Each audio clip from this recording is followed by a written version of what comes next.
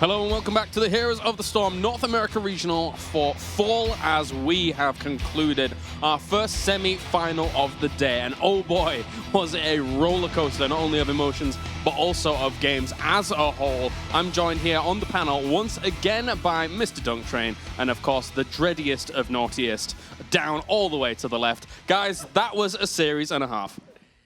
Totally. I mean, the Tracer, that whole set was just the story of Tracer. 3-0 in the game she was picked, banned out one game by Naventic, but overall, just absolutely dominating every game she was in. Yeah, it really felt like Naventic is so used to teams just going like face rolling into one another and them being the most successful team fighter. They forgot like, what if they don't approach the team fight in the same way, right? Like with the Leoric, you have the Tracer and the Ilian providing like a triple threat, but none have too good a survivability. One dies, a little bit of weird skirmish, you split up, suddenly they thrive. The Leoric was clutch in that last game too. We haven't seen that much Leoric, but in that last game, there was a team fight where he died early, and Illidan with the amazing reset on the wall that Dred was talking about, Michael Udall making a sweet play there, keeping his team in the fight long enough. Leoric comes back, they clean it up, and swing the whole momentum of the game around. It feels like every time I come over here to America to do these events, the story of these recent ones is Crowan. He is Crowan. He is making the plays. It's working out. Dred, what is this? Does somebody have to cut his hair to like decrease his power? What is going on? Because at this point, it was Leeming before. This time it's Tracer now. Give me the lowdown. You figured it out. He hides the cheat codes in the hair. You can't stop that. It's like Game Shark. Yeah, but really, I think it's that he's just a really well-developed player. And he was young when he started, right? And he's only gotten better and better and better. I think Udall's another example of that as well, now that we put him more towards like that melee-style heroes. I would say that I think Crowan's a bit more well-rounded. I would like to see him even more so to do well at an international level. But both of those players are slowly finding what they're good at and what makes them best as a team. Well, my follow-up question to Dunk is Crowan making a case for best player in America?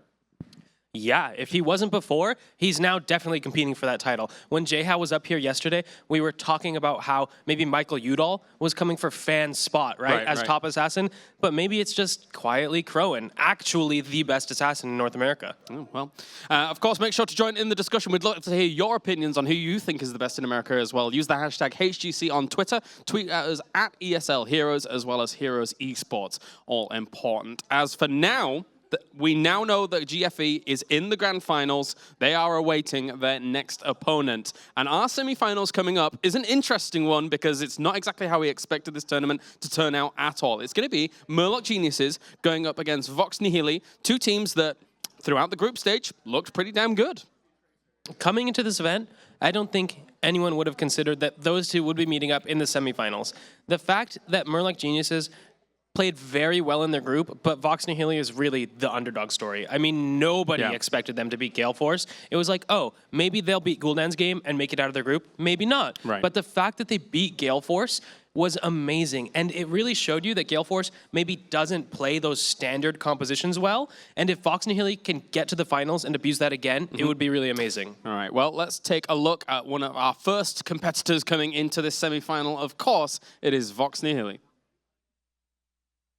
The importance of this event is really big to our team. We're an amateur team. We came from the bottom. We're actually all alpha players and beta players, and we haven't been in the scene for a while. So the fact that we were able to come back and say, hey, look, we can do this. We're a top 8 team. We can win.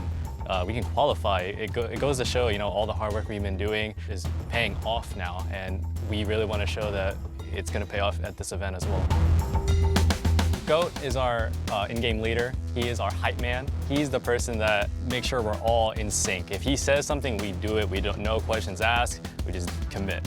Hosty is our mastermind. He's our drafter. He is so smart about the game. If he says that this is the right call, no questions asked, he's right.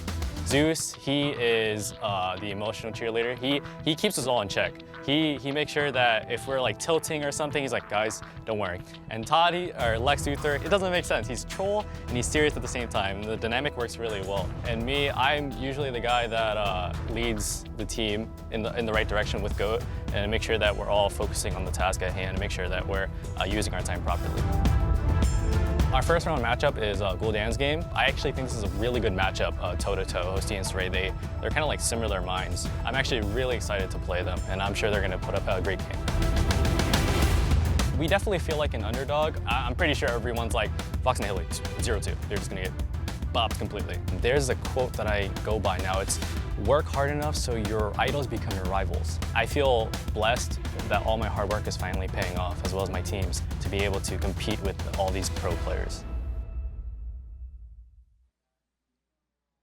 Probably the least known team in our top 4 here at the moment, but oh boy, what a performance they were able to have in Group B, actually defeating the current finalists, Gale Force Esports, moving on forwards here. It's a team that, well, the players have been around for a long time, but what made them so special yesterday? What actually brought them to that top spot in Group B?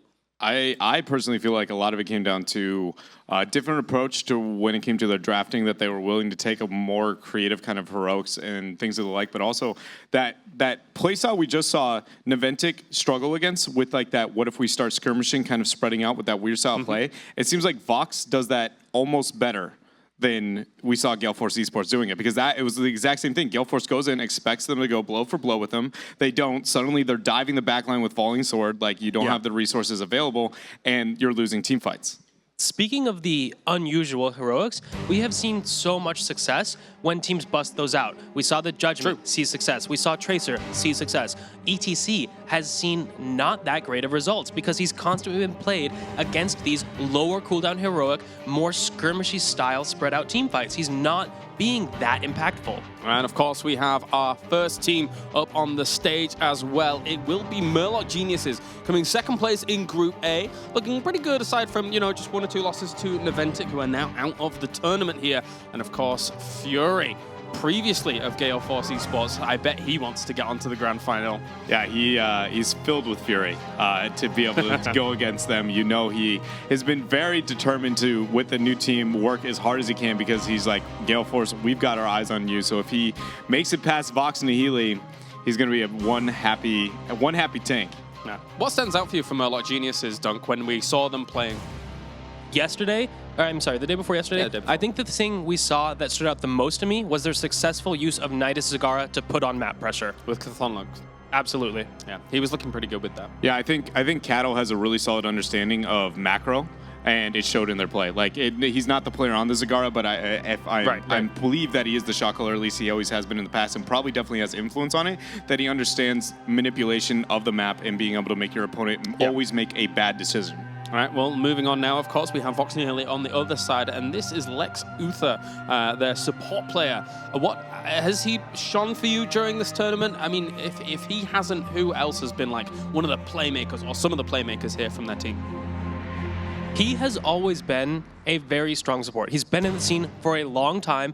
He's always been solid at that kind of baseline level, and we've seen him almost make it there time and time again. So I'm actually really happy to see them make it into this playoffs, because it's really impressive. All right, drafts up. We are going to Tomb of the Spider Queen to start things off in this best of 5, and Kerrigan ETC are banned down. And look at that, Vox Nihili taking Zagara very, very swiftly, but at the same time, they have given up Falstad on the other side, Dread. Yeah, we've seen almost identical prioritization when we look at the draft so far in these tournaments from these two teams. So it's interesting to see that the Zagara and the Greymane have kind of been split up, because Tyrael has been a really big focus as well for them.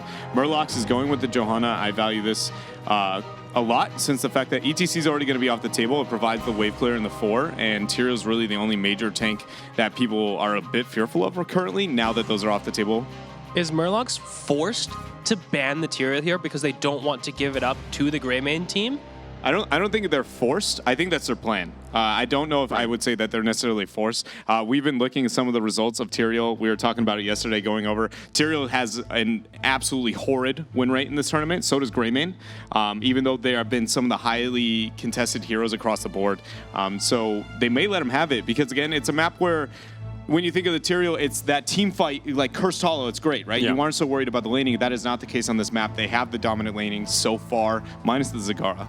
Well, right now, Murloc Geniuses, what I see from them on their side is surely a lot of sense of control about this map, right? Johanna's good at stopping turn-ins. Thrall's pretty good when it comes to that. And Falstad is Falstad. We all know what he does, right? Definitely know what he does. Zagara, also good at stopping turn-ins, but you're absolutely right. Murloc Geniuses has a good composition to control the rotations. The Thrall actually matches up well against Zagara in that solo lane, and the Johanna Falstad are very good early picks for controlling that 4-man. Now, we did see the Tyrael ban like we were talking about, but the Li Ming, I'm not exactly sure. I didn't see that coming. Do you know why they might have banned that out, Dread? I think it's the Kael'thas for the wave control in the upper half of the map. Wave clear being more dominant here and not having, with like Thrall off the table, you've already got your solo. They may be pulling away from like such a bruiser and high health pool style composition. They don't have to, for sure. That's the main thing that I think of right out the gates with that Li Ming ban. What I do want to see and talk about a bit though is the tank chop options left for Vox Nihili are pretty much Diablo. We have the opportunity. What are some others that they can move into? Murden as well, but I haven't been impressed with Murden this tournament. No. Along with ETC, both have been really anti-chromatic, and I kind of think he's one of the more underestimated heroes. Like especially off of Infernal, people just think he's trash, but he has an opportunity there. And Zul, this is scary. Yeah, coming late in the draft as well. Oftentimes, I mean, in the first day, we actually saw it very quickly in some of the drafts on Tomb of the Spider Queen, but this low down, interesting little choice that they've picked. Both of these teams actually allowing him to get pretty late in the draft. We saw that first rotated on the first day in Group A. So it is very surprising to see him come so far down, but I think that gives Vox Nihili a lot more control over the 4-man side of the map. It adds so much to their composition that they were missing, and now they have that last slot. They can pretty much just pick and choose what tank to slot in there. Not going to be too difficult to round out their composition. Murloc Geniuses, on the other hand, going with that Uther, help shore up their team fights. It's mostly the response to Vox Nihili having the Rhaegar. They go with the Sylvana. She made it very deep into this draft. And I mean, one of her better maps for sure. They don't have necessarily the best sustain. They're very burst-oriented composition on the side of Murlocs. They do have the Gust, which gives breathing room in the sense that they don't have, if they fail the burst, they have the Gust. They want to back away from the fight because Vox with the Grey Mane, having the Zagara as well, they have a lot to happen. So it's going to come down to how well Vox can force the fights, possibly using that with Skeletal Mages. But now, yeah, it's the tank choice. Where are they going to go with it? Are they going to go with more of a Diablo? Are they going to go with the Murden here? I mean, get real crazy throwing the Rexar. We saw Misha played once this tournament. I don't think that's the route they're going to go, though. So it seems like Vox Nihili taking a while on this because they're out of their comfort zone at this point, I would imagine. Johanna taken away from them. I want Diablo. I don't want Murden. Okay, Arthas. Okay. Very bruisery for that team. No mobility, though. So I've got to ask you the question here. I think you want to talk a bit more about Arthas, maybe? Jack? Okay, so what are Arthas's strength? The damage, yes. Chase, yes, when you get the flank position to be able to make that happen, but you don't have necessarily the greatest engage in the entire world. I think they're so dependent on Zagara having flank positioning with a Maw and follow-up to it because you have Gust on the other side of the table. Johanna's going to be able to use her passive to be able to avoid the slow and the engage that you might be able to get on her. And the rest of their comp does pretty well at just kind of walking away from the fight to where he doesn't bring enough in the early game for me to really go, yeah, that Arthas pick, that was the one they needed. The question I have in regards to the two compositions is normally when I look at a draft, I think to myself, all right, this team has the better early game, this team has the better laning phase. But actually, these two seem pretty kind of close. Zul and Zagara going up against like Sylvanas, Thrall in terms of laning, etc., and wave clear. What do you think? I put it actually heavily in favor of Vox Nihili. Okay. Specifically, the Zagara should do pretty well in her lane. She might not dominate it, but she's not going to be in a struggling position. And then you got the Zul with the rotations. Arthas actually post-4 provides a reasonable amount of wave clear. On top of him, the mages are going to be threatening. And then Arthas Zul, that is no way you run away from that. If Arthas gets onto you mounted, he will open with Tempest. You 100% are going to be rooted, followed up with another root, and the DPS output post-4 is very high for both the characters. My concern, though, is even though in the early game especially, I feel like Vox Nihili will be fine, once you get to that late game, how are you going to deal with the multiple huge disengage heroics? I agree. But just like in the teamfight phase, I'm very fearful. I feel like they have to snowball and kind of monopolize the gem ecosystem really to be successful in this game. And if they don't do that, their team fight, Ma or Zul has to have an insane engage in this game. So you're looking for Hosty as well as Zeus to try and do the business here for Vox Nihili. Yeah, to put it in a position to where Murloc can't walk away from a team fight. Okay. How about yourself, Dunk? Who are you looking for on Murloc? I want to see Caterpillar and Psalm synergize with their heroics. We've seen so many times Sunder and Gust used to counter synergy. They have messed each other up. If in this game you can split the opponent with the Sunder and then use the Gust, you can get so much value. All right, well, thank you very much, guys. We are going into game number 1 of our second semi-final here in day number 3. We're going over to Jake and Jayhow for the commentary. Alrighty, guys, we're going into Tomb of the Spider Queen, our second semifinal, and yet another best of 5 series. Jayhow, we are in for one heck of a ride. This is crazy. Nobody expected Vox Nihili to get here, and my favorite part about this is when I talked to Gilly, she had a chance to talk to Vox Nihili, and they said this is their best map. If they can get game 1 under their belt, you know that has to boost their confidence. And you know what? We just saw Gale Force Esports take the victory over Niantic. Guess who beat Gale Force Esports yesterday? That was Vox Nihili, upsetting them in a 2-0 fashion. Murlocs, they know not to take them lightly, even if they are the least known team here, the wild card of the event. But Murlocs will be opening up with this little minion body block in the back, and it looks like Vox a little bit in the favor on the Twitter vote so far. I'm not sure I would have expected that. I think Murloc Geniuses being a little bit underrated coming in here, even though they're the ones with the experience outside of June. They have a lot of pros that are going to be here. A little bit surprising on that vote. Alrighty, well, the standard 1-4 split with Thrall in the bottom of this big fight here in the top. A nice stun with the Condemned follow-up onto Zeus for the first blood of the game in favor of Murloc's. Daihu might actually be falling as well here, so a quick double kill for Murloc Geniuses. Well, you pointed it out there. Zul did go down, and we take a look at level 1. He did not go Shade. He ended up going Backlash, trying to get a little bit more damage in there, so that might be coming back to bite them, as we saw it here as one of the first kills of the game. Yeah, obviously that's been kind of a mix-up that we've seen a little bit more out of Zul players in the recent changes. Falsehead will be flying down, looking for the collapse with that Wolf connecting. Hosty going to go down with ease. These rotations, not only are they going to give a nice experience lead, but the gem count will slowly fall further behind on the side of Vox. It's something you don't want to have happen early game, especially if you're the young or the new team coming in. That's exactly what Vox Nihili is. They can't let this early game get to them, because Tomb of the Spider Queen is one of those maps that if you start to lose it early, Jake, it can start to spiral out of control. So they need to just be able to settle down a little bit. Especially when you throw Sylvanas in the mix too. If we can see some early turn-ins, already 26 on the table here from Murloc Geniuses, Sylvanas will get so much value.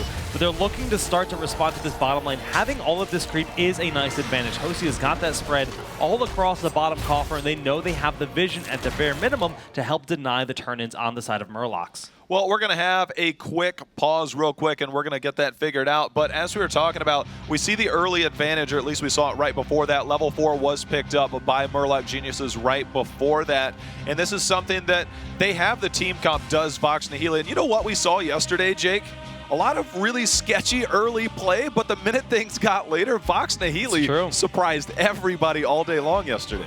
They're a team that, like, they always have their mentality as, you know what, we can always win. In any situation, no matter the talent tier situation, no matter if we're behind in structures, they find that moment, they wait patiently, and they can take the team fight in the late game. And that's exactly what we saw yesterday. It was just really interesting, because we saw a lot of the same things. The rotations kind of worked against them, maybe a little bit of inexperience. The place that they weren't inexperienced was the full 5-on-5 team fight. So, you know, it's early in the game, and I know we're just a couple of minutes in, but that is something that we always have to keep in mind for a team like Vox Nihili, is they're never going to be out of a fight. I think my one big question here, though, is once we get to those level 10 situations when the big team fights start to happen, is that Arthas going to be enough control for the team as a lone warrior? It's a pretty uncommon thing. Yes, we're talking about the aggressive plays you can make in rotations. Dread mentioned, you know, getting the Zul with the Mode Prison in, enabling Arthas to step forward with the Tempest, then the root follow-up being basically free at that point.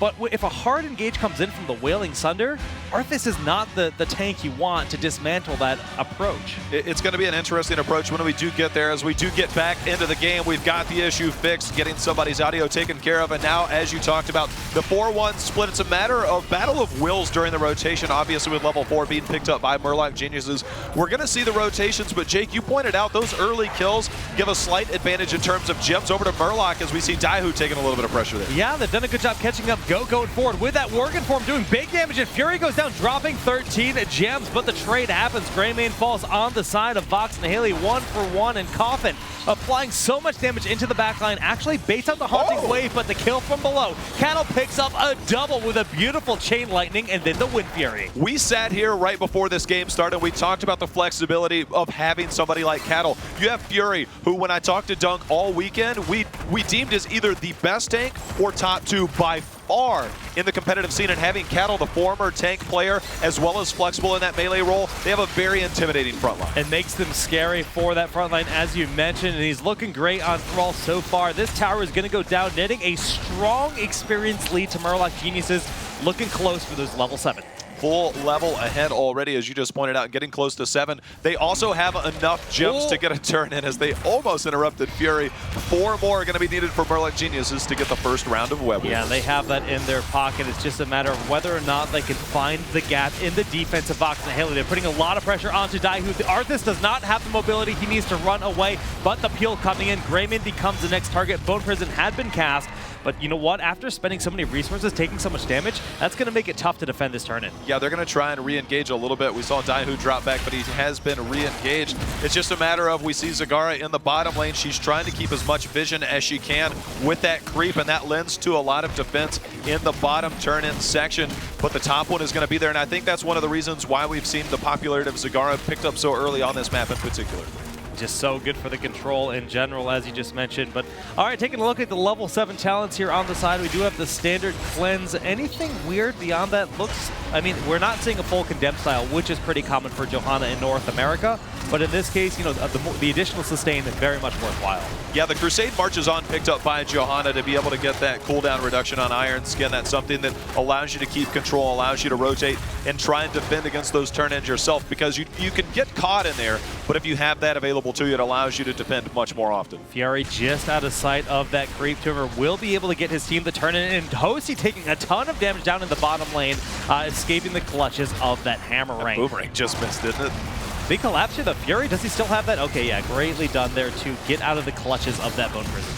Yeah, there's that Iron Skin that was popped, but the first round of Web Weavers are now going to be pushing. We're going to see the defense here in the bottom lane with Zagara. You're going to have plenty of poke in return, and we also see Quicksilver bullets picked up by Greymane, so he's going to have that extra range on his human attack. So if poke becomes necessary, it's going to be there. Okay, just forcing Psalm back with the Bone Prison as they're enabling themselves to focus on the Web Weaver, but Sylvanas is the big issue when it comes to the offensive Murloc Geniuses. Looking to lock down this mid fort. Very little chance of them defending this, especially with just that lone Arthas in the front line. And we already see the cleanse used in this fight, so it's going to be a short while before the cleanse is available. Zagara did go down during the chaos, and it looks like the push will continue in the top lane. Yeah, I mean, this is starting to spiral out a little bit of control here early on. As you can see, level 10 is dangerously close right now for Murloc Geniuses, while level 8 is just now being picked up by Vox Nihili. If we see Murloc Geniuses take this fort down, which they are close to doing, then that's going to have them control at least for a few more minutes, as we see Lex Uther under a little bit of trouble. They're just bowling them back. This front line cannot hold on. The Sunder to seclude and destroy Greymane. A great pickup here. Murlocs, they are in the driver's seat. They are dominating right now. 2-level lead. They're going to have the opportunity to drop back. Are they positioning for a boss here already? I mean, Zul and Zagara just tried to commit in the bottom lane to Falstad, who was able to slip away. So resources spent down there. Falstad's just going to hard fly back on in. The rest of the team on the boss, well unknown to Vox Nihili, who are working on a bruiser camp. This is so bad for them, but they can't take the fight because level 10. There's almost nothing Vox can do, and we look at the gem count as well for Murloc Geniuses. They're only 10 away, Jake, and that's going to be very difficult for them to defend against. The boss is going to be here. They're going to be able to clear up lanes and potentially get a second round of Web Weavers, and they've already taken down 2 forts. And even when we look at like the level 10 fight, once Vox does have that here, just look at the control. Sunder, Gust, Bless, Shield, Wailing Arrow. They have so many big heroics to engage with that. But Vox does sneak in that turn-in, which will help them deal with the boss. But how much? This turn-in is basically 50 gems thrown away, it feels like. You're 100% correct, almost in the sense of the fact that they have the boss. They were posturing to try and push with Sylvanas, but the fact that those Web Weavers came out, it gives them a little bit of map control. You see they're going to defend against this. They're not going to get any value out of the top lane other than a little bit of defense. The bruiser camp in the middle, not going to get them much value because those are cleared up as well, and you can see. So it gave them a little bit of map control, but they're so far down. They're over 2 levels down already. They desperately need 10 to be able to fight this. 8 kills to 1 right now. Yeah, it's tough. The kill differential is definitely what's enabled them this big advantage, but at least the 50 gems bought them the time for their heroic. So they are down still 2 full levels once they have their level 10. The top Web Weaver, considering it was so far pushed in, will be left alone for a short while, and it looks like well, this bottom fort has very little time left on its life. Yeah, when you've got Sylvanas, you can see the team rotating up. That Web Weaver, I said it wasn't going to get much value, but we see a little bit of a trade coming in from Murloc Geniuses. That's going to allow them to be able to rotate. They should have enough gems by the time this comes back around. They've got to be very careful of the flank does Vox Nihili. They're going to need a big maw if they want to be able to take a team fight versus what Murloc has right now. Murloc has plenty of control. Saw him flying in from the bottom. The Ancestral will connect before the Sunder comes out, but the damage is still there. The retreat, beautiful Iron Skin from Johanna. The maw whiffing entirely. That is the last thing they can have happen if they want to survive this. A little bit surprising the way that played out, Jake. I mean, the root is there, but the cleanse is out. Zeus finally goes down. But Poison Nova went out, not able to secure much damage, though. A decent Poison Nova, but that's actually going to be enough to force Murloc to actually leave this. They don't want to press the issue. They know there's too much to lose, too much to risk if they were to look for a fight, considering the state of their mana and the state of their health remaining. Well, Murloc Genius is opting for a little bit different approach. They cleared out that bottom fort. They have 72 gems now, so they might try and clear up these lanes just a little bit to get another turn in. They've hit level 13, so they have the talent advantage, and they seem to have a bit of map control. So we saw they forewent a lot of stuff in the top lane so they could get a little bit of map control back in their favor. 3 forts down. I'm curious what they're going to do next. Yeah, it's tough, like you said, because considering those 3 forts are down, this basically means there's infinite more options for flanks on the side of Murloc Geniuses. And when you have more options for flanks, when you have both Brawl and Falstad, that makes it very scary and very dicey for Vox Nihili to find these safe engagements. Even pushing in towards Fury in the top lane right now is a risk, and they are getting collapsed upon. Cattle in the front with the big damage. That is a clean pick on Lex Luthor. Lex Luthor in all kinds of troubles. We saw the Shrink Ray came in, and now on the backside, Psalm is there with the Mighty Gust. The Sundering has been used on to Godu's trying to return some of that damage, but that's 2 kills from Murloc Genius. What are they going to turn this into? The top lane is already so weak from the boss. The wall is down. The gates are open, if you will, and they are pushing in for the first keep 10 minutes into this game. Sylvanas, it's the power of Sylvanas. They've been able to push her or put the pressure on whenever they wanted to. The minute they get any type of advantage, they push in zero hesitation. Nice triple root. The 4-person ball, Jake. That's what they need. We were talking about them all being clutch. Arthas in position, and they get 3 members down very quickly. The Poison Nova go into town. Is the support going to be enough? Somehow, some way, they're holding on, but go for the throat. Picks up the first kill. The rest of the team on Murloc in the retreat. June has done wonderfully keeping his team alive, but they're also very low. This is risky if they say Fury just needs a peel. Get the rest of the team out of here and just sack their losses. That was one heck of a defense by Murloc Geniuses. When you get them all like that, the Poison Nova was so close. Vox Nihili they're dangerous. And you know what? That all boiled down to the 2-level lead they already have. If that had been on even level, you know for a fact that was a 4-man kill. 4 for nothing in favor of Vox. But clutch plays there by June, just making sure only 1 member went down. And still a strong defense. The keep is alive. That is going to keep Vox in this game. That's the biggest thing, to be able to keep that keep alive, to be able to keep the catapults from pushing for the rest of the game this early. I mean, that would have been very tough to deal with. It would have been their backs to the wall this entire game, or at least for a big stretch of the game, but they're still 2 levels down, Jake. They've got a lot to catch up on. One interesting thing to point out, Zagara's creep lends to a lot of vision. Johanna opting to go Burning Rage to try and clear that smart. up. Yeah, I mean, it's just a necessity here. You don't have any heroes that have that. You don't have the Illidan with no mana pool, just able to roam around and clean up that creep for free. And now we have yet another turn-in from Murloc Geniuses. So although it looked like they might have been put into a more of a bad spot after that last fight, they walk around. Not only do they get the turn-in, but they also have the mercenary camp there in the bottom. Lots of pressure on the table, and still a very vulnerable keep in the top lane. You know, you talk about the fact that they held onto their gems for so long. They could have had a turn-in a long time ago. Oh, yeah. They opted to grab the boss instead of getting the turn-in. They opted to push the top lane.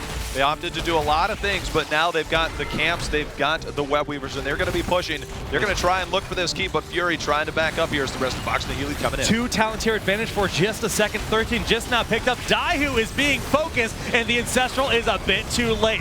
Vox Nihili, they are in a bad spot, but they find another mob. But unfortunately, all of the damage that would be here to follow up have already fallen. This push is going to threaten and destroy 2 keeps at the minimum. Lex Uther able to get out of there, but we're going to see the flyover from Psalm. Where is he going to land? Is he going to get close? There's that extra speed onto Rhaegar. He's getting the heal. Is he going to be able to stay alive? Is he going to go down? 100 health, just barely able to survive. And that's big because if Rhaegar was down there, that could be lights out. But losing Greymane here does not bode well. The lanes have been pushed out. Two Weavers still standing here in the middle, already pushed into the core, and they're sticking around, pushing back towards that final keep. That, man, that could have been a lot worse. I love the fact that Johanna threw that blind out onto Greymane and instantly tried to pull off. He might have been able to commit to a kill, but the minute that came out from Johanna looking like a smart pick, and now here with the 5-on-4 advantage, that talent tier you're talking about, they're being still aggressive, Jake. And all we have on the table is Ancestral Heal, so they got to be careful. If they decided to push in, it would be very dicey, but Murloc Geniuses are opting to just play it safe. They know that they have more to lose than to gain, because even that one single keep, is it worthwhile when you can just back up and turn in your gems? The good thing about this is they're still very healthy and they still have plenty of mana. We're going to see Koth and Luck probably go back and tap, but the amount of pressure they have on these lanes, it's about 3/4 of the way across the map as we see Vox Nihili trying to do anything that they can to clear this up. Next round of Web Weavers are going to be coming here. Well, this is going to be a very difficult defense on the side of Vox Nihili. We're looking at a 3-level difference, a full turn-in, 2 keeps already down, and so many options to initiate on the side of Murloc Geniuses, who are just patiently waiting to push those Web Weavers. They're playing the escort mission right now. It's like a slow and steady push. They have complete control. They have a 4-level lead at this point in time, and they're pushing in. 2 keeps down, the Mighty Gust is coming in. The Gust is here, the blow-up on Rhaegar. There is no support remaining, and everyone from Murloc's diving forward. A nice Poison Nova, but is it enough as Sundering parts the sea, known as Vox Nihili? They are just falling one after another. Well, that's pretty much going to be the game right there, Jake. They have played perfectly as Go goes in. Nice little shield there to keep Falstad alive, but game number 1 completely dominated. 21 kills to 2G. Murloc showing up here to the grand finals. They had a whole day to rest, examine what happened in Group B, find what Vox Nihili's weaknesses are. Maybe they found it. They didn't have the Zagara at their disposal, but they did not need it. For that to be Vox Nihili's best map, I think they're going to find something a little bit more open going forward for them to capitalize on what we thought they had greater strengths there. But we are going to see what our panel has to say about that last game. That's right, Murloc Geniuses taking game number 1, a 4-level lead there already, and I've got to ask, boys, a cracker of a game there. I guess, dude. It wasn't It wasn't even very close. It was about a 4-level lead, and they never let go. Like even having the early game composition, they gave up 3 to 4 kills, a level and a half behind before level 10. And I mean, as we said, they did not have the late game composition for Vox. So. And that's exactly what happens when you slip up against a Sylvanas. We saw Murloc's Genius just absolutely destroy structure after structure after structure because they got those early pickoffs, and the Falstad was key to that early game, even getting a pick on Zagara. Yeah, this is actually a really big problem. This is level 1. They lose 2 people, but then more importantly, they never group for a 4-man ever again past this point, which is what the strength of their entire composition was built around. You have a solid 1, you have a solid 4, you hope you can snowball, and it just got worse and worse. They end up hitting the 10 here, getting a good Sunder to split the Greymane, and he's going to go ripperoni and pepperoni.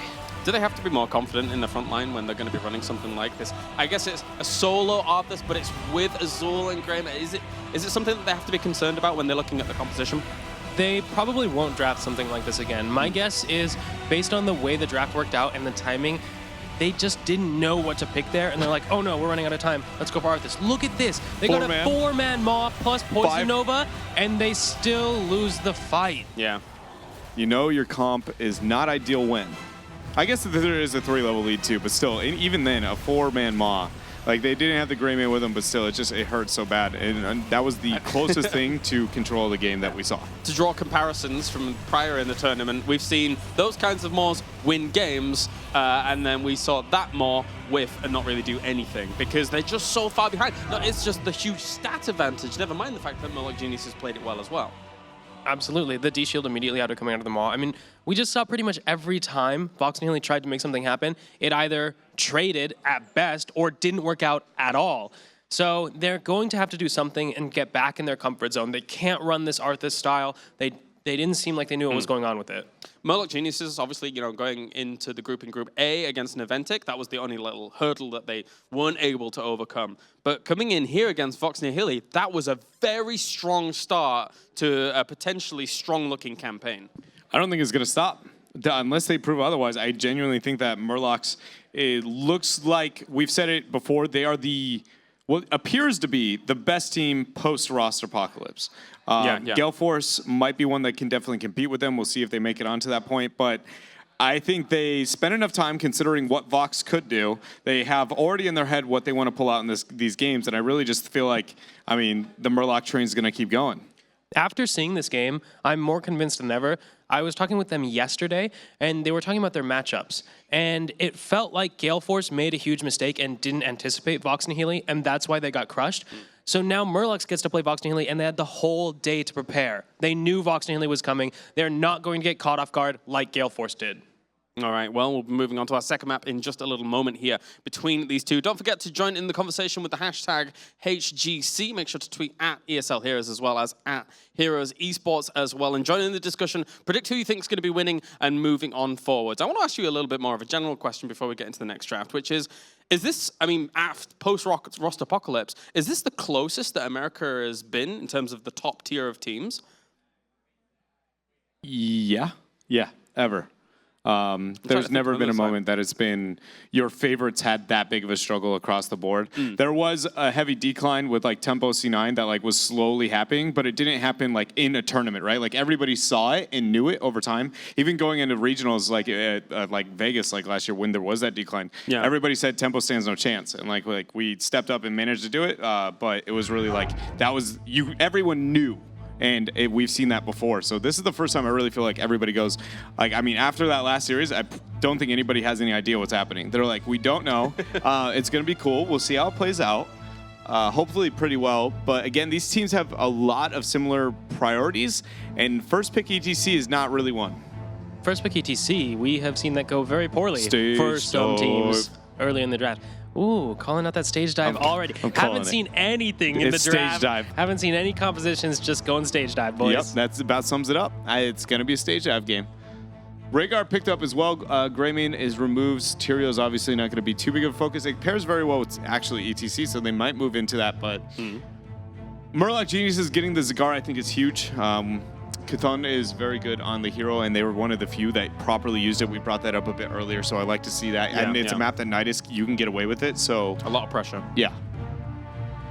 Youth are going to come in as well, so are you still thinking stage dive, Jed? After the second pick?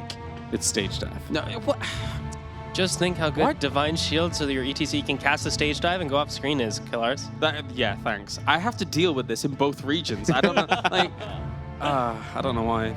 So the follow-up pick here for Vox Nihili, I'm not certain what it is. They already have a tank and Uther locked down. They just need to find damage. Do they want the Kael'thas maybe to follow up with ETC? Would they like to have that Li Ming or perhaps even a melee assassin? And then in the ban phase, they can try and target that for Murloc Geniuses. But the hero pools are just so deep from Fury and Cattle that it doesn't feel like you can realistically ban them out of tanks or melee assassins like happened to Vox Nihili last game, having to play that Arthas. I think I'd like a Li Ming. Li Ming or KT, actually, I think would be two targets. Having the kill potential in the early half of the game, I think it's a little bit risky moving into the KT compared to the Li Ming overall. Zag is pretty good in the sense that she can provide a lot of things that will eat the globes and skill shots against her, but I think it's one of her better maps, and she's honestly had a lot of success in this tournament specifically, so I think I'd like to see her move that way. They go with the Thrall instead, worried about the ban. I mean, you say that that things that Zagara provide, eat the globes, etc., and stuff like that. But is that rise to why KT might be more useful because of Verdant Sphere Gravity Lapse can kind of chew through that and then eventually get to Zagara? Or I mean, it can for sure. But the only difference between the Li Ming and ETC, or Li Ming and then the KT in that situation is early game kill potential becomes more reasonable post 7 with the Gravity Crush, and then also Li Ming doesn't risk ETC's positioning, which typically has been just getting absolutely destroyed by Zagara eating through him by sending out 1W onto the target. The Hydralisk will go through, or Mutalisk, whatever it's going to be, will go through and just completely destroy his health pool. He has to withdraw and draws resources from the support, which you almost never want. Yeah. Li Ming also has more mobility, so tended not to be as vulnerable in the backline as the KT. So we see this ETC on this composition, and KT has just constantly been a target that's been picked off.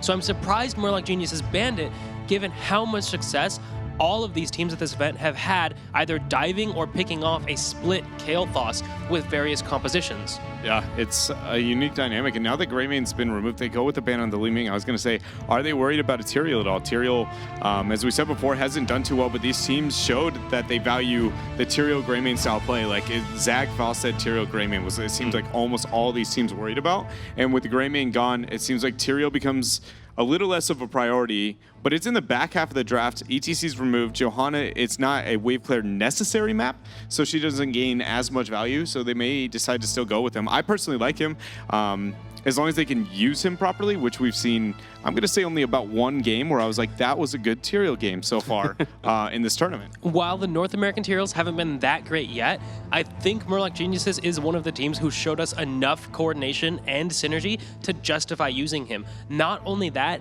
they already have Zagara to control lane pressure. I would like to see them pick up a Sonya to go with that Tyrael and really cement their teamfight dominance here. Yeah, it has to. I think Sonya, any form, it doesn't have to be a Sonya. I don't totally hate actually in a new Barak as well. Okay. It hurts the laning phase a little bit for them, but it also provides more interrupt opportunities for the ETC. But I mean, you have the Mosh, but then you have the mobility, the double damage that you can neglect him, go with Tyrael, dive the backline if an option. They go with a Tyrael here out of fear of maybe a double tank on the side of Vox. He has a solid, or excuse me, yeah, Tychus there. He's out of fear of the double tank. But I'm trying to figure out where Vox is going to round out their comp. They have backlines only and 2 banned out. Okay, what do you think, Dunk? With the backline already so banned out, like Dread said, I mean, it is going to be difficult for them to round out their composition. They just don't have any range damage yet. Earlier in the tournament, we've seen teams go to Jaina. We've seen teams go to Vala. Those haven't had a ton of success. Yeah, Sylvanas is great on this map, but that's not really packing the punch that you need to kill off of that ETC combo. Sylv, and it's not even one of her like better maps. She's not bad on this map at all. It's very weird. If you gain a lead on this map specifically, she makes the lead like insane, especially second shrine phase. If you get half level lead, you legitimately break the video game. It feels like for like a total of 5 minutes, the spike that she can have. But are you going to get that against the Zagara? Exactly. The laning dominance that she's going to provide, the skirmishing that you have. They go with Lunara instead. Gosh, she's shown up here and there in this tournament. Not too impressed. They go with the Kerrigan instead of the Sonya or a potential new Barak. I don't like Also that. strange. I think she's great, and you're going to get that early game spike. You have a solid Zag, but you just saw the fact that they picked Lunara. She thrives in that later half of the game, and you took a hero that falls off towards the end of the game when you already had such a really insane comp. Like, does she provide that much more in the early game that you couldn't get away with, for instance, the Sonya? My concern there is we've seen Kerrigans fail completely against Uthers. We've seen how difficult it can be to land a meaningful combo twice so you can get past the cleanse and the Divine Shield without opening yourself up for a counter engage. Also, ETC, very good at putting Kerrigan out of position. If you try to combo him, he can slide past you, separate you out from your team, and that can be absolutely devastating. So I'm very concerned that this Kerrigan, yeah, Dread says she has a good early game, but is that going to be enough to put them in the lead? Right. It seems like you both have concerns raised on both sides of the drafts. It's certainly a little bit more of a varied draft compared to what we've seen for the past couple of days. Who do you think's really got the edge going in? Murlocs, only because we saw the 4-man was not well understood on the side of Vox in the last game, and I considered it to be pretty dominant, and it was anything but. So if we take that same concept and execute it the same here, the early game exists for the side of Murlocs. It's a map that complements early leads because you don't essentially have to take the fight that you're on the backside down to Talontier on this map. So really it should be, oh hey, we're by second shrine phase, and I'm going to say at least a 3/4 level lead in their favor, and they'll snowball from there. Do you agree or disagree, Dunk? Agree, absolutely. We have seen Cawthon Luck absolutely dominate every single 1v1 matchup that he's given Zagara, and I expect this to be no different. There's no laner, it feels like, who can even play the Thrall matchup into Cawthon Zagara. He seems to win all of those. So I think in this bottom lane, Cawthon Luck will destroy the wall and get them the experience lead in there in the game. Damn, I was really hoping you were going to disagree with Dread, but never mind. It's going into game number 2 here between Murloc Geniuses and Vox Nihili, as we have quite the interesting drafts on either side. Who will Murloc Geniuses take the 2-0 lead? Or does Vox Nihili bring it back? We're going to head over to the commentators. It's Jake and Jayhow for Sky Temple. Thanks so much, guys. We're going right on into Sky Temple with that 1-0 lead for Murloc Geniuses. And Jayhow, we are looking at quite the treat. Cattle on Tychus, we've already seen it a bit throughout the last couple weeks. Not the normal pick that you would tend to see here in most metas, but he makes it work really well. You know, I was actually going to highlight the exact same thing. What we've seen from Cattle on Tychus is one of the best Tychus players I've seen, definitely the best in NA, and we're going to see how that matches up with Vox Nihili here, who seem to have been banned out on a lot of the heroes that they want, but they do look like they're going to try and pressure with the rotation here with Sylvanas. But they are ships passing in the night. Both teams are going to find a tower or two of their opposing side. In this situation, this is a bit favorable for Murloc Geniuses when you consider the fact that they can grab that top temple and threaten the top fort. That could work nicely for them. And Zagara will be the one rotating down here, controlling this bottom lane, and quite frankly, will probably end up getting the bottom wall herself. The biggest thing that you could do is try and take control of this bottom lane. It's one of the things that Dunk highlighted. The second temple phase is always that bottom temple in that bottom lane. If you can get control and take down your enemies well, it lends to a lot of what you want to do. And speaking of wells, Jake. June got the top well. That is huge up here. And that's a big deal, especially, you know, like you said, this allows him to really force that issue in the top. Murlocs can just say, if you want to fight us in the top over that, you don't have the well. We have an inherent advantage. Well, we're going to see the rotations back and forth. The structure damage has been done in the first minute. The temples will be coming up before long. And I'm gonna be curious to see how Murloc Geniuses approaches this. With that well being down, means that they can be super aggressive in the top. And I wonder if it's something where they'll try and rotate, try and get as much as they can out of both of these. And also, we need to note that it's actually Goat that's been here in the bottom lane, not Thrall, trying to challenge that Zagara of Cawthon Luck. And right now, Cawthon Luck is all alone, uncontested in the bottom lane. If he acknowledges this, all right, Thrall is making his way down there. Yeah, I think he definitely has to contend against that. You do not want to give up that type of pressure against somebody like Zagara. The guys were talking about that before, trying to dominate that.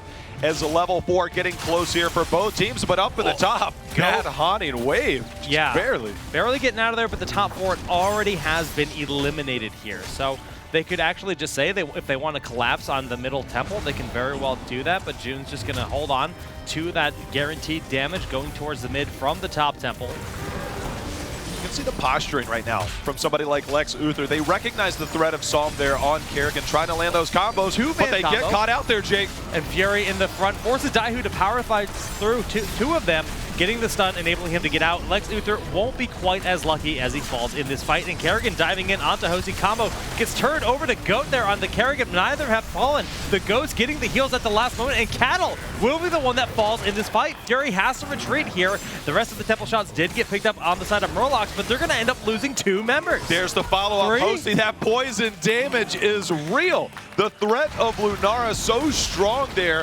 especially when you see the team split, but all the while, Cawthon Luck, look at that bottom lane. Yeah, he evens it out. But man, they just did not respect the Uther Ghost there. They felt like they picked up the kill and earned themselves the advantage, but unfortunately that's not how it works when it comes to Uther. He almost heals more early game when he's in his Ghost form. Yeah, Ghost Uther heals are quite well known, but we are seeing the priority towards these camps. We're going to see how the rotation goes, especially when we take a look at the top Bruiser camps. Who's going to rotate over? But that top lane, Jake, has got a lot of pressure on it very early on. Both teams very close to level 7, though, in the meantime as well. Yeah, I wouldn't be too surprised if we saw the camp picked up in the top lane a little bit earlier on the side of Murlocs, considering they don't have a fort that they're threatening. Or, you know, if they do want to play the responsiveness, they can leave it for the defense. Either way, 7-7, very even in the experience, even though we do see the keep has been picked up for Murloc. Finding another kill, that experience has just been taken in their lead. Well, we talk about some of the rotations that you tend to see towards that top camp, but in the meantime, Murloc Geniuses had something else in mind, and that was to clear up push with the siege camp. They just happened to find 2 targets in ETC and Lunara, and now that is an entire thing down. The next temple phase, Jake, going to be in the bottom. It's going to be much, much tougher for Vox Nihili to defend. It is so ridiculously uncommon to see 2 forts down before the second temple has spawned. I can't recall the last time I saw this in a match. It's been very infrequent, to say the least. Not often do you see that kind of pressure put. We're 4.5 minutes in. First 2 forts are already down as we see Psalm getting picked on just a little bit there in the middle lane.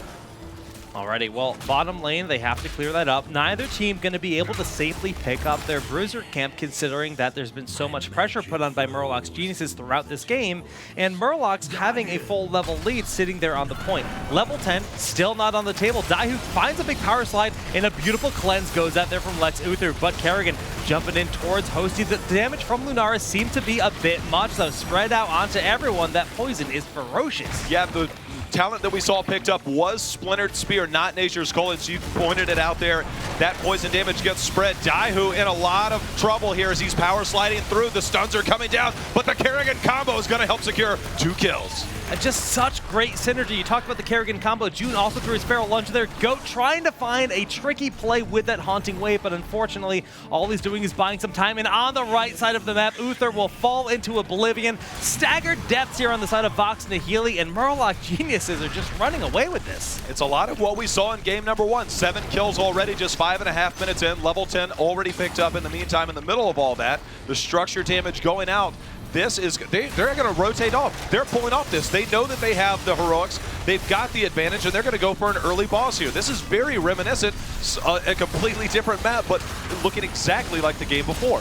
And you know what? While we do have this pause here, I want to talk a little bit about the Nidus network and what enables that to be so impactful.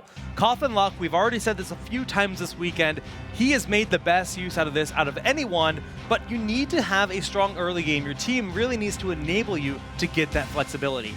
What do they have right now? Complete control on the map, just about 3 forts down. Already some strong creep spread around the map, ready for those Niduses to be spawning everywhere. And we're going to see Coffin be able to just force them to respond to them left and right with no global presence at their disposal. Yeah, I think Coffin Luck is by far the best Zagara player we've seen in the 3 days so far. We're going to get an update for you guys soon. But as you pointed out, the amount of pressure that Murloc Geniuses has been able to put on, Jake, we are just under 6 minutes in. They have heroics. They are now getting a boss. That's where we left off. And they're going to have that temple there to be able to supplement even more damage that's going to be coming back when we come back. Yeah, it's bottom temple. It still has more than half of its full shot charge remaining as they abandoned that to pick up the boss. Now, in the situation we're in right now, as you mentioned, full level lead, level 10. Boss will be picked up, marching down bottom. The temple in the bottom lane will finish off the final fort. And what do you think the optimal situation is from there? Get that final fort with the temple and then push with the boss? Or just try to rotate across the map with that Zagara and force the enemy team to respond to the other 4 stack? Well, we've definitely seen the rotations, and we are getting back into the game here in just a moment, but it's not out of the question that we've seen Vox Nihili come back on this map in particular. We saw this before. Vox Nihili, can they pull it together, Jake? Well, they have a bit of a hill to climb here. They're not too far behind, but right now we are jumping back on into it as expected. The boss has been picked up, but they've actually decided to leave that bottom shrine alone for a short while. They know they have a window in which their opponents have to respond. They can actually just walk up to that mid fort, destroy it, and save those charges to complement the boss on the bottom keep. I love this call. And you know what? You also pointed out right before Zagara, Nidus Network, she's in the top lane, getting control of that map. And whenever is needed, you can plop down that Nidus Network, go rejoin your team, and it's going to be a 5-on-5. As you said, those shots are going to be there. The creep is lending vision. They know exactly what's coming, does Murloc Geniuses. He's already prepared for the rotation. Here he goes down into the bottom lane with that Nidus Network. in a safe position in the backside. Now, we do see Thrall was able to step in on the point now that level 10 has been reached. It is going to be Thornwood fight over the leaping strike for Lunara, but already the fight's breaking out. Psalm looking for the combo, whiffs entirely, and Fury's opting to back away towards that laser drill. The laser drill kind of that lynch point, the great point to help them fight the battle against Vox Nihili, but they will find the next combo onto Zeus. Divine Shield has to be used here. Sundering going in, parting the sea, but not quite getting the value it wants, and Zeus will fall very quickly to Psalm in the bottom. The Wailing buying some time, but Daihu is just too low, and the Goat gets pulled in from that Ravage combo, and Fury's looking to end the rest of this. 2 members remaining. Can they snowball this into a keep? They are doing a ton. They've left that temple there that entire time. They're going to get even more structure damage out of it. It looked like Murloc Geniuses recognized Zeus down there on Thrall, waiting to get the perfect sundering. Psalm went down there on Kerrigan, was having none of it. The D-Shield was popped, and they knew it was coming. Sanctification saved the day, and Murloc Geniuses seems to be on top of their game. Alrighty, well, you know, with the boss in that bottom temple, not as much damage as they might have hoped for in the bottom lane, but they're still sitting in a commanding position with all 3 of their forts very much healthy at this point in time. Well, Murloc Geniuses opting to drop back. They have vision all over the map with Zagara. It's going to be up to Vox Nihili to start clearing some of that out. The more vision, that more creep that's going to be down, the more that Nidus network is going to gain value. Vox trying to do what they can as we see Fury scouting this out. Vox Nihili, I'm curious if they're going to back off. They don't have vision, but Murloc Geniuses does. Murloc Geniuses looking to possibly rotate over and take over. Fury is stepping in. Ancestral is not available, but he will be popping that Sanctification to try to buy some time for the rest of his team. Psalm going in. Combo connects on Lunara, and she will fall very quickly. Drill to zone out the rest of the team. Grenade getting even more damage and pushing him back in. And Divine Shield self-cast on Lex Uther. Lights out for him. That's going to be a triple kill, and this middle keep is not long for this world. Murloc Geniuses is so aggressive, and they are punishing Vox Nihili at every turn. 3-level lead. They're continuing to put the pressure on. They grabbed that camp in the meantime, got the kills that they needed. Jake, this right now is an absolute slaughter. Actually using this keep to tank up here in the top lane with that 2-level lead. There's a siege camp in the bottom as well. And remember, Zagara can go as she pleases to wherever she wants. But if they find another kill on Hosty, that is disastrous for Vox Nihili. Trying to grab a hold of this fight with that mosh pit. Can they find the kill? Sundering going through, looking for the damage, but June is on top of it. Everyone on Murloc still sitting strong, looking to continue this fight. Sylvanas trying to hit that Wailing Arrow when the mosh pit went in. The follow-up damage just was not there. They weren't able to capitalize on what looked like a really good mosh pit. The rest of the team just wasn't able, as this bottom siege camp doing work this entire time, Jake, starting to put damage onto that keep. Yeah, all the way pushed in. Great awareness, realizing the temples were about to go back up. They hearth back to base. Murloc Geniuses back at full power, about to be level 16 versus level 13, and they're already on this middle shrine. Murloc Geniuses looking so strong in these first few games. Again, this is Sky Temple, Jake. Eventually, you run out of time because these temples continue to put pressure. They're starting to hit the keeps. They're starting to hit just about everywhere on the map right now for Murloc Geniuses. But Vox Nihili, they're going to look to try and get Tychus here. All right, a lot of focus onto Cattle, but as Kerrigan dives in, it scatters them about. The Sanctification perfectly placed, locking Lex Uther in. He will fall. Daihu just took so much damage from the drill, and Zeus, even in the back, trying to win Fury Ray. I don't know if he can escape the clutches. June trying to close the gap with that colossal totem and the Earth Grasp, picking him off this bottom keep. Now going to be attacked. Perfect play by June. He has been the MVP in terms of supports all weekend long. The Wailing Arrow not going to do anything right there, Jake. This is a keep going down. They're going to posture up and go straight for the core. I think this is going to be game number 2 going to Murloc Geniuses. 11 minutes on Sky Temple. Probably the shortest game on Sky Temple might be on our hands here. Everyone is respawning. They're looking for the play. Daihu is 5 seconds away from the mosh pit, but only 20% left on the core. They can't stop it. GG's, Murloc is up 2-0. They are playing phenomenal right now. We saw Vox Nihili look so good in the early group stage, but they have run into a focused Murloc Geniuses. They are not slipping up any step of the way right now through 2 games. And Murloc Geniuses are 1 game away for qualifying for the finals here to then fight for their chance to go to BlizzCon. I mean, I don't think they've ever been close to a stage of that caliber. I mean, it's huge. We recognize their name from about a year ago at this time exactly, doing quite a bit. But we are going to go to a quick break, Jake, before game number 3. Welcome back, ladies and gentlemen, to the Heroes of the Storm Fall Regional for North America. We are in our semi-final, our second semi-final, and so far, Murloc Geniuses, that Murloc right there, are on a rampage at the moment, and in Sky Temple Dunk, it was no different. We were talking about the Kerrigan in this draft having, good early game, but could have cost him the late game against the Uther. But obviously that wasn't the case because they just dominated and never gave up their lead. Yeah, that's a 3-level lead, 4-level lead in the first game. I really don't see Murlocs getting stopped at all by Vox, even going into game number 3 here. I mean, and look at this, 5 minutes in, already have they achieved the 1-level lead here. A team fight where Zeus tried to flank there and actually had a legendary sanctification to be able to block the entire Sundering in this game. Murlocs just really feel unstoppable. We saw 2 amazing sanctifications this game. One that we just saw, and then one near the boss area later in the game. But look at this. We have a nice Mosh. We have a nice Wailing Arrow, but it's just not enough to overcome this team. Yeah, their composition was just insane, and with their talent tier advantage that we saw them have over their opponents and the statistics that they gain over them, it felt like it got out of control. The Kerrigan and the Lunar comp was too late, and then, I mean, we saw it in the last game where I felt like they had the early game and they just couldn't deal with what Murloc Geniuses does in rotations. We didn't get to quite see that last fight around the boss pit or whatever, and as you mentioned, there was 2 amazing sanctifications. One of those was it, and in my mind, the best sanctification of the tournament so far, when Tyrael has been so prevalent, when everyone was blocked out and they were just absolutely monster moding them. So Murloc Geniuses looking on point. Our next map is going to be Cursed Hollow.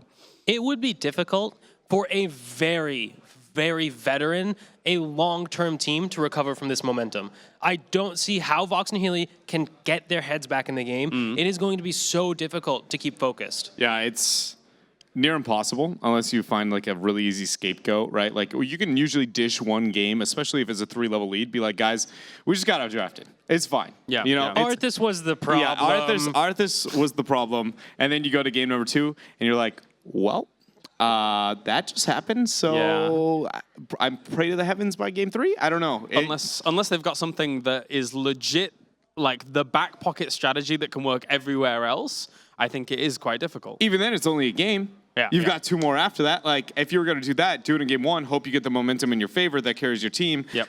So I wouldn't be pulling it out now. Like, well, game 3, that's where we had the pocket strategy. Ready to pull it out. Tournament life on the line. Time to do our sweet cheese. Loving it, man. Loving it.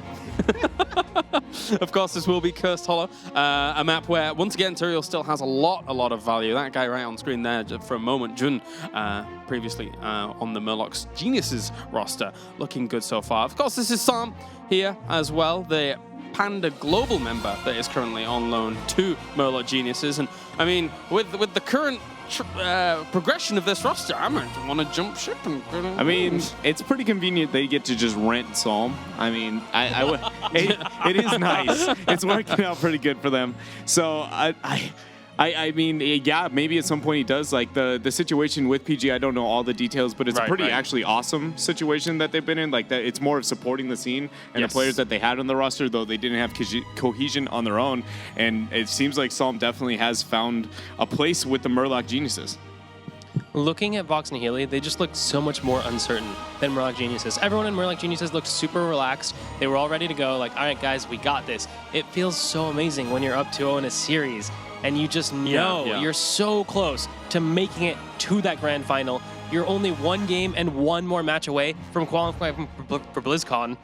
Yeah, not only that, I mean, the thing is that at the moment, they are 1 game away from elimination, so their fairy tale of yesterday is potentially coming to an end very soon. And what is also important is that not only do you, if you go on to the final and then win the final, actually move on to BlizzCon, which would be fantastic, but also, if you make the final here in Burbank, you then guarantee yourself direct qualification for PAX West, which is quite nice as well, to say the least.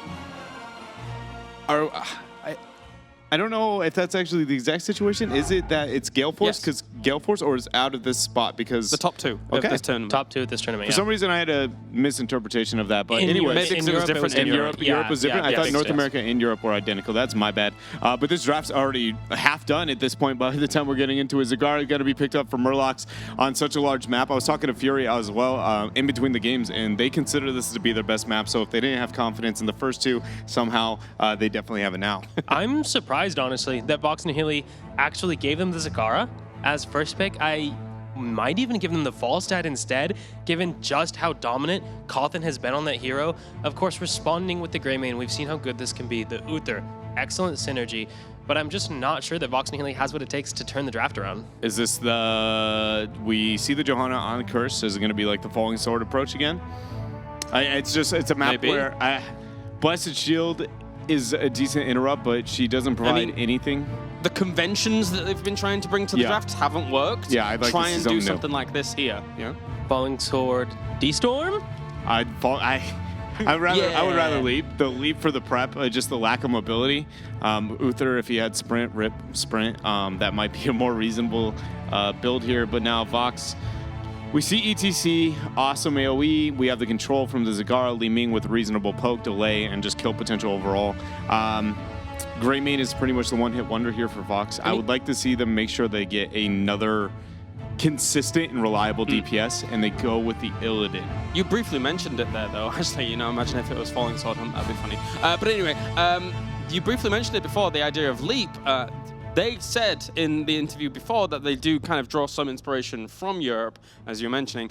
So kind of leap Falling Sword was something that was, around a little bit in Europe, but obviously not to be the case with that Illidan. As much as I like this Illidan comp, being able to get onto the backline is very good. Since we have seen Murloc Geniuses be so successful with Nidus, I'm just worried that they might play a style that doesn't allow Vox Nihili to ever get a 5v5. Yeah, Greymane Illidan is sweet if they have targets to kill, but if Zagara's just killing your base, I feel like they don't do that much. Even then, let's say she doesn't go with the Nidus network and the split pushing, not taking the actual 5v5, which Vox is pretty much begging for with the composition they built so far.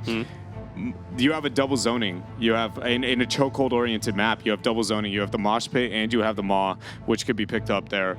So overall, Murlocs, I feel like, is in a great position. They might want to move towards a Brightwing just to be able to deal with it even more. There it is. It's going to be locked in, and then just pick up somebody a little bit beefy with kill potential, possibly Sonya. She's still up on the table, and their comp is suddenly fierce.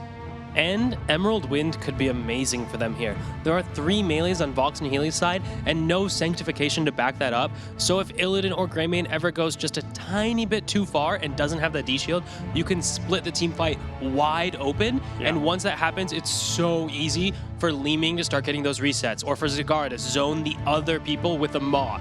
So that could be devastating. Now that we see the Zagara and we know that they enjoy and are very effective with the Nidus network, Vox Nihili's already committed to taking full 5 vs 5s, and Brightwing is on the table as well. They might go with more. They go with the Zeratul instead, another zoning option, but more split pushing becomes more appealing because you do have now what is a double global, the disengage that Brightwing provides. They could go for some more like kind of dancing split pushing play, but the Zeratul, I think, is a bit more of a confirmation of small skirmishes and dealing with the 5 fight. They don't want to be split pushing. If anything, they'll buy time and then have Nidus network pull back. It's total control what we're seeing from them. And I mean, I'm scared for Vox Nihili to ever try and take a boss. Yeah, that's a really good point. They have legitimately negative boss control at this point, comparing it to Murloc Geniuses. Historically, some of the best boss control heroes, like Tyrael, banned out. Zagara, another amazing boss control hero. It's on Murloc's side. ETC, Murlocs. Zeratul, Murlocs. They have everything they could ever want. Banned out. Even Emerald Wind wouldn't be bad. Yeah, you could use Brightwing too, and that's more boss control that they have. So, and that's a major win condition here, along with the split pushing and soaking that they provide in the double global. I mean, it's going to come down to Illidan. Zeus is going to be on the Illidan here. He's got to play out of his freaking mind if they're going to have a shot in this game. I mean, I see it in your eyes. You're seeing the clean sweep. I'm seeing the Murlocs that we've been seeing flying around, the little plushies everywhere. Yeah, their hype train's not dying now. They're taking over? Yeah. Yeah? It's going to be March of the Murlocs all over again? It's going to be March of the Murlocs all over the studio. It's going to be that weird EU game that we watched one time. At least there's no stitches. That's the only positive I got to say about that. Dunk, what about you? Are you feeling it for Murlocs here? I have to. Yeah. I mean, they've just looked so clean. This whole tournament, let alone today. Today they looked excellent. I mean, we saw Vox Nihili take out Gale Force, and I was talking about this last night. Was that the real deal? Is Vox Nihili the real deal? Because Gale Force, they look shaky. I mean, we saw them beat Eventic this morning, but that was a new Gale Force. Yeah. So I can't wait to see the Gale Force of today that knows what they're doing and played so well with those sweet compositions play against Murlocs, who has looked tight this entire tournament. They look amazing, so much synergy. I felt like something was off in the water yesterday. Like comparing yesterday to today, the games that we've seen today have been fantastic, right? No, if it was like go home and you're drunk, dude. Like Yeah, all yeah. of yesterday, I was just like, I don't know what's happening. I honestly felt like I didn't understand Heroes of the Storm. I was like, I gotta go AFK, play some Hero League. Maybe I'll figure it out after that. But for now, playmakers in this, I think everybody on Murlocs, and for Vox, it's like Zeus. You have got to play like an absolute animal. Dunk. That was just heartbreaking to hear, man. Sorry, Murloc. I mean, Murlocs, your whole team is sweet. Vox, well, hope Zeus carries you. All right, thank you very much, guys. We are heading over to the commentary team once again. It's Cursed Hollow. Will Murlocs take the clean sweep? Let's find out with Jake and Jayhow. Jayhow, we had an epic Game 5 in the first series today. Do you believe in the comeback of Vox Nihili? Man, that's a really tough question right now. They are putting a lot of eggs in the basket of going forward, and they are staring down at Zeratul, who says, we dare you to come forward because we'll probably lock down that whole backside and greet you with a whole bunch of damage. So we're going to see how this plays out. What they've used so far hasn't worked. They're going to try something a little bit different here in game number 3.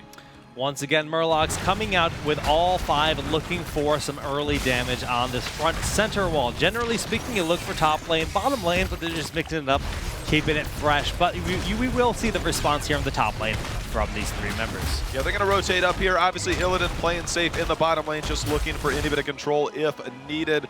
Both teams willing to trade. Not a whole lot normally goes on here in the early game outside of a little bit of poke. This is a big battleground here, Jake, for them to rotate between.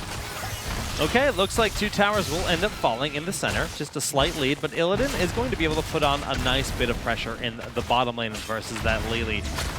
You know, the whole panel was saying that Zeus has to be the playmaker on this team, and once he gets to level 10, it's going to be nice, but I'm curious if you feel there's any chance we do see that falling sword that we were seeing yesterday, considering they don't necessarily have the Tyrael to pair with it. It almost feels like that would be the case. The only reason I could see them going against it is for a possible Mosh interrupt, basically if it's needed. The fact that you've got Illidan and Greymane diving so deep, that might be the one reason to hold it. But if they're trying to be as aggressive as their comp looks, yes, I think there's definitely a chance for it. Well, they got to be wary with that threat of a potential Emerald win on the side of June, that new rock star here in North America, arguably the best support in all of NA. At this point, we've seen just excellent play across the board. Right now, this 3v2 in favor of Vox in the top lane, but it's going to be hard to find the Zagara and the Brightwing. It is definitely going to be hard, especially when you talk about the pushback, the amount of damage that could come out there. They're continuing to put the pressure on, but Daihu, got to be careful. Saw him on the backside, Jake. Is he going to try and go in? He's waiting to see if Daihu will step out of his comfort zone towards the lane, and the moment he does, Psalm had already retreated out of there, actually, because it was a bait. Lex Luthor and Goat had both rotated down, so great. Actually, there it is. Does get hit by the Hammer of Justice, but has the blink at the ready. Will be able to slip on out of there. Well done, but that actually ended up forcing those members out of the top lane. They were trying to keep that stranglehold on Cough and Luck, and he started to put that push back on. Well, speaking of push, we are going to see quite a bit of it coming out from Murloc Geniuses, but at the same time, we're going to see that rotation coming in from Zeratul, who's going to be coming around the backside. And I'm a little bit surprised. I know that they need to be able to stay alive, and Leeching Plasma pairs so well with Illidan. I almost felt like they picked Tassadar to try and get a little bit of vision. No mental acuity coming out here at level 4 for Tassadar. Yeah, that's actually very true, and the creep spread could be a little bit difficult going into the late game. We'll find out. Coffin going to be caught out of position here. Lex Luthor with a nice on the face shift coming forward, and the polymorph on that Illidan buying enough space. Kettle has gone forward, hit a big orb, but we'll have to get the peel of Fury, getting a 3-man power slide, knocking them in. The boss had been aggroed for a moment. A tribute was picked up there by Goat on the Greymane, but will they be able to escape intact with all 5 members? Daihu, very low hit, but the power slide does end up going down. Fury making the plays for his team as he consistently does for Murloc Geniuses. 2 power slides in there, 1 secured the lockdown, the other one secured the kill. Nicely done, and that is why I think Fury is by far one of the top warriors in this region. He's definitely the most improved warrior. Over my time here casting Heroes of the Storm, this guy has become an absolute boss on all of the warriors. His pool is deep and he's solid on the most prominent ones in every meta we enter.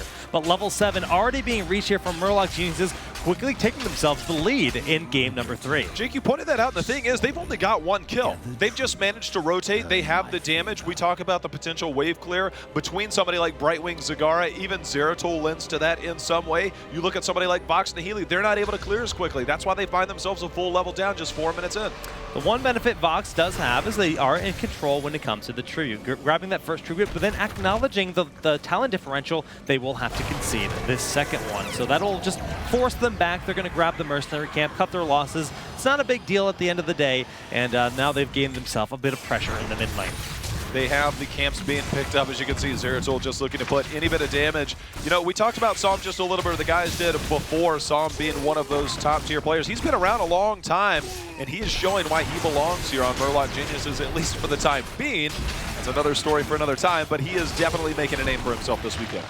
Yeah, so far so good on his play throughout, and being that loan from Panda Global, we'll have to see if they're able to go all the way, what'll happen there. But that's, again, a story for another day. Zagara and Zeratul grabbing themselves a Bruiser camp, and no, look at the creep. You can see those little splotches of a brighter color on the minimap. Those are all creep tumors from Zagara. Coffin has been quite active going across the map, spreading them out. This is really looking like it's going to be another Nidus Network game. The strategy we've seen, you pointed it out last game, and there he goes. We just had a quick glimpse of Zagara. He's placing it. It gives him vision, and it gives him that mobility that he possibly will be getting here in about just 1 level. This is an interesting spot for Vox Nihili. They haven't been able to make up the experience difference. They're still a full level down. This is one of those tributes that's on the friendly side of Vox. I'm curious how aggressive they're going to try and be, because by the time the next one spawns, they might find themselves down in talent tier. Okay, Daihu still has the Iron Skin, but hit by the power slide, will be retreating. Just the single man condemned, but big combo. All that damage went straight in onto Goat, forcing them to go in with the support. Lex Luthor bullied out of the fight as well, and the peel from those roaches, I mean, it's just full coverage, full control with the poke on the side of Murloc Geniuses. They've been able to have complete control. Every time that they want it, they've been able to do it. This is a tribute that is going to be heavily contested as we see the back and forth, as Psalm up at the top, creating a lot of problems for Zeus. And all the while, we had Coffin go down, Soka full lane in the mid. Power Slide Forge is getting Fury into position for his team, and Daihu is being wailed upon in every single angle. Psalm picking up the kill. Lex Luthor sneaks in that tribute, but it doesn't matter if they're down with their entire team. That's going to be Zeus getting super low, knocked back, and great coverage. Cattle landing the magic missiles, and with the force of will knocking Lex Luthor back. Can they find that final kill? It doesn't look like it. That was almost a beautiful play there, almost trapping Uther in. Very nicely done there by Leeming, not able to secure it, but Cattle on his game. That is, even if it doesn't secure the kill, that's impressive. That's really impressive. And we do have that Nidus Network now, so this starts to become chaos. One thing the panel mentioned, Duncan Dread were saying, Emerald win for just separating the engage of this 3-man melee comp that we have on the side of Vox. If those clutch Emerald win comes out, it's going to be so hard for them to be able to take a fight. They need 10 before they can even consider about that. Yeah, you know, they were able to delay long enough during that last tribute phase that where it allowed some advantage to them to get a little bit of experience. They're going to be able to get level 10. The problem is, do they have the composition? This is the part we were talking about. This was the name of the game during the draft. Will the Heroics and will this team comp be able to come in 5v5 and take a fight? Time will tell. They are at Curse Point. Both teams just doing their best to posture. Brightwing abusing that global presence in the top lane. Will face shift down to the bottom, but Zagara gets picked way too quickly. This is big for Vox. They can look to capitalize on this moment. Leeming was able to pick up the tribute, so no curse available for Vox, but still, if they can find a few more picks, it would be great. Leeming mounting up the top side. They're not able to find her out of position, so unfortunately, it does not pay off. And since Brightwing's face shift didn't go off, she has been pushing in the top all the while. You know, I said see if they can win a 5v5 fight. They can win a 4-on-1. Oh, the Emerald win in the VP, separating the entire team, but a great Divine Shield from Lex Luthor. Fury barely staying alive, will get pulled in, but his life is still intact.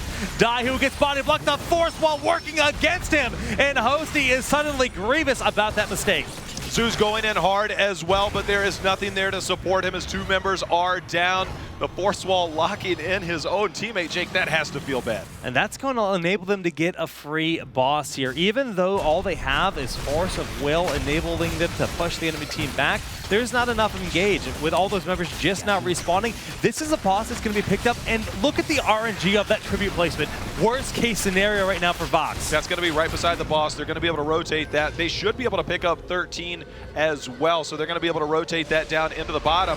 Vox Nihili, before they hit 13, they're going to try and defend. This is going to be a curse for whoever gets this. Magic Missiles made it through, interrupted Lex Luthor, forcing him to step on forward. No Divine Shield for 30 seconds, but if they get the pick on Fury, that would be big. Yes, Zudis goes forward, finds the kill there. June is very low, but the Emerald win, picking up a double. That's going to be a triple, and everyone on Vox Nihili will go down here. Lex Luthor trying to return some of that damage onto Cattle, but he is going to pay with his life. And now with all members down of Vox Nihili, that boss is pushing. The curse is being picked up, and this is going to get out of control really quickly. This is one of those moments. These are rare moments where early game ends can happen very quickly. Daihu actually does call for a pause here, but look at the bottom lane right now. The curse has just been activated. 1 minute and 2 seconds left on the table for the curse. The boss sitting at about 60% of its hit points remaining in this situation on top of that. And how many members do they have dead on their side? Just ETC, who can make his way back in there slowly. They'll have Void Prison ready in about 10 seconds for the control. And if Coffin decides he wants to push across the map, oop, Nidus Network. That is true.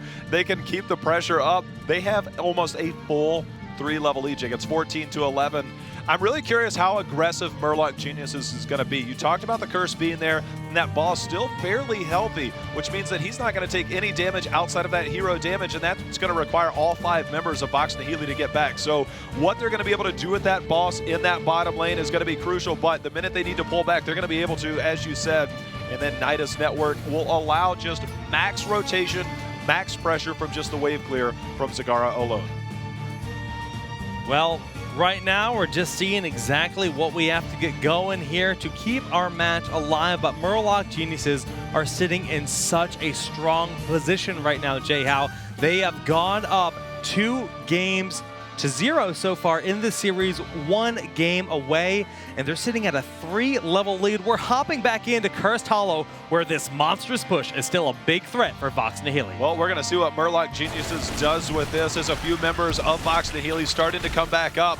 That curse, it looks like they're going to be content with getting this front wall, or at least the majority of it, while we do see Zeratul and Li Ming and the rest of the team rotating towards the middle to take advantage of this curse that's not going to be shooting back. Yeah, you know what? They'll get 3 forts and the keep wall in the bottom lane. That is just so much damage, so much control.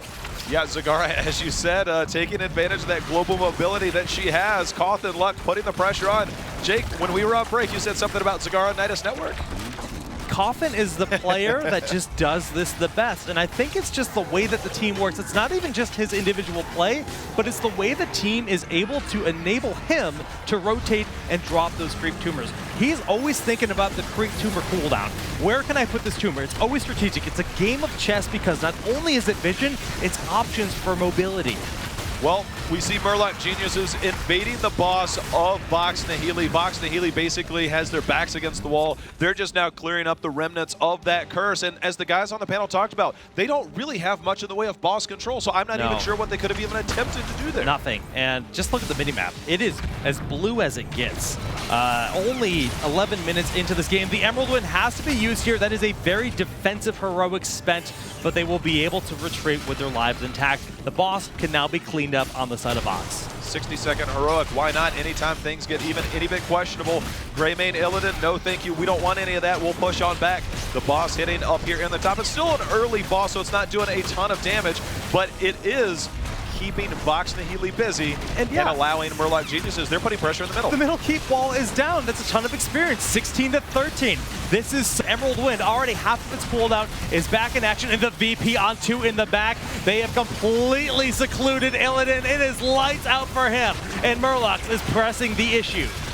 All I could hear was Dunk saying, hey, all they got to do is separate one person from their team, BP the other, and capitalize. He called it. This keep is now being sacrificed at the hands of that dive. And didn't he say something along the lines, maybe it was the words of Dread, that Murloc has 5 playmakers on this team. They are all doing it individually.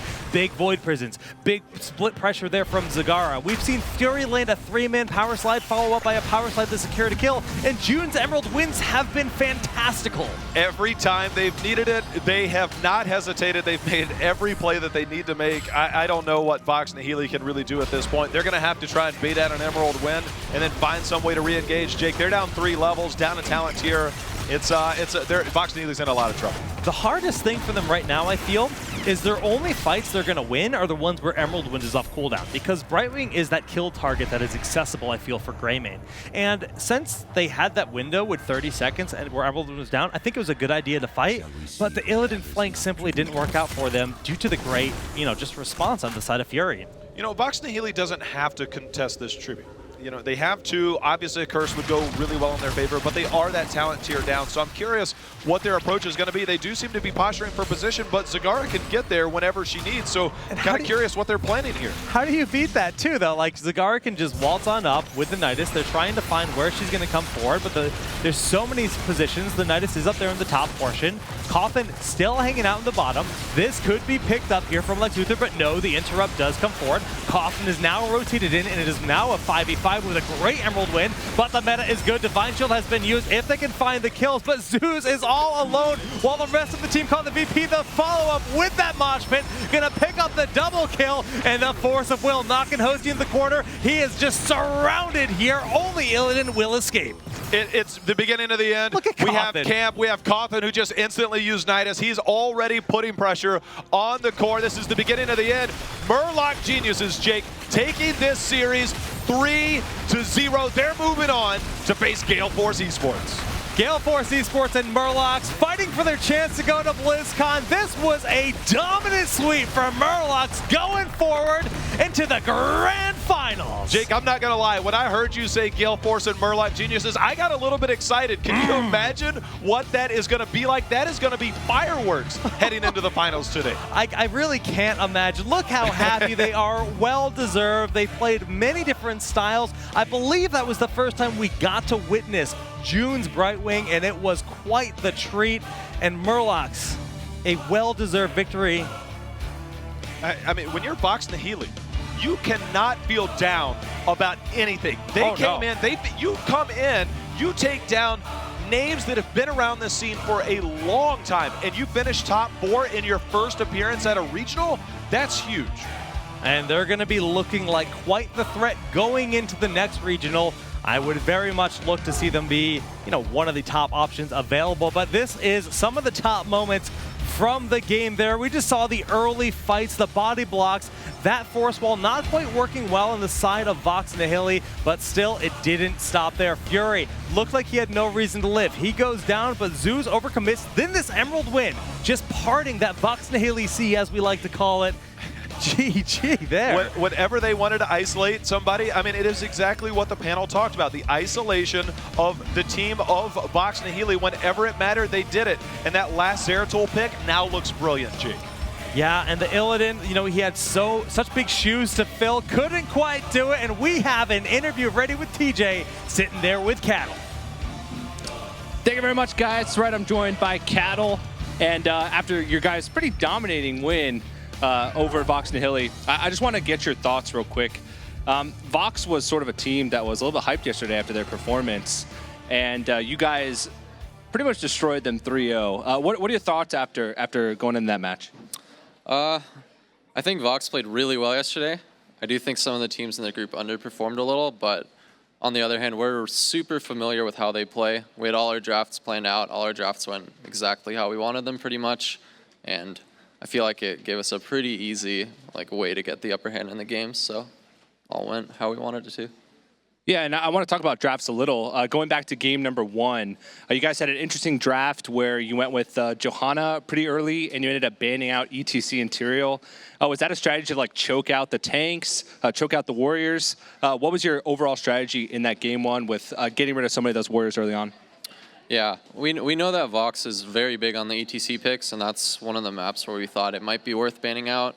And then they're forced to choose essentially between heavy wave clear or like a tank of their choice, so we get another option to deny Tyrael in that case. And we picked up the Joe just so that we have the wave clear and don't have to worry about like insane push, and then we just picked a strong comp that won us the rotates, and yeah, just went from there. Yeah, you guys just got ahead early with those 2 kills and snowballed it. You guys have been one of the teams that have been picking the Nidus Network over the Maw a lot with Zagara, and you're probably the only team to have success with that strategy. Why is that a pick over Maw? Is it only on the bigger maps? Walk me through why you go with that choice and how you guys become so effective with it. I'm pretty sure Cawthon's just a Zagara god. I don't actually know how to play Zag, so we trust him to pick the right ult when the chance comes up, and we do go Maw sometimes when we feel like we need it, but if we're in a position where we can go Nidus and we're able to fight around creep, the team fighting power is just insane, like almost stronger than Maw. Yeah, you guys had map control in all of those games where you were playing the Nidus Network, so it definitely worked out. Last question here. You guys, going to get ready for the grand finals here. It's going to be against Gale Force Esports. How are you feeling going into that match? Because your semifinal looked a lot different than theirs. Yeah, we're definitely feeling confident. We do know that they struggled a little in groups yesterday. They performed a lot better today. They look like they're back to where they were, but we think that we can still take them. All right, well, there you go. I'm excited to watch that. I'll let you go prep with your team, but we are going to go over to the panel to get ready for our grand finals.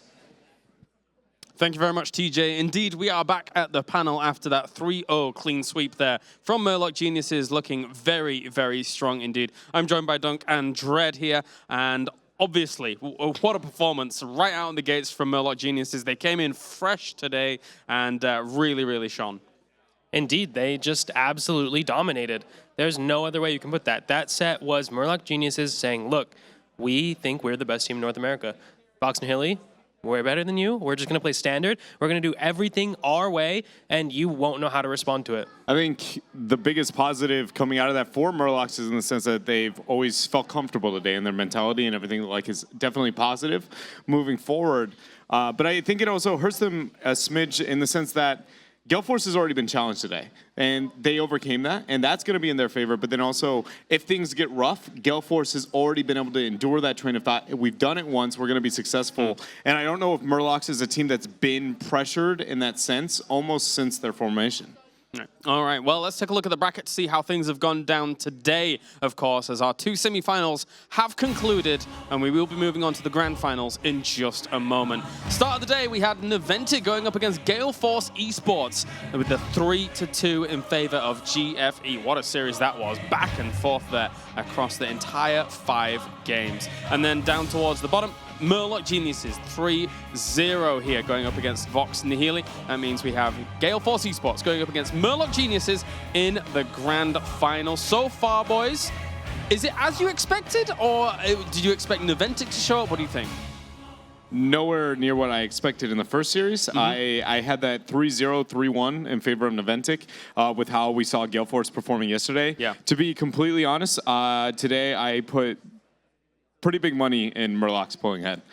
Even though when we take their success, like on the first day that we saw these teams play, I just kind of had faith that teams would finally stop underestimating Vox and pull it out and play their game. And it seems, I mean, they did exactly that, 3 to 4 level leads.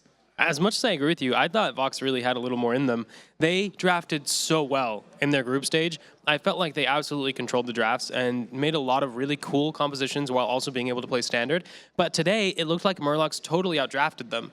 The game they were forced onto Arthas, that draft was so beautiful from Murlocs, and Vox was not prepared for that.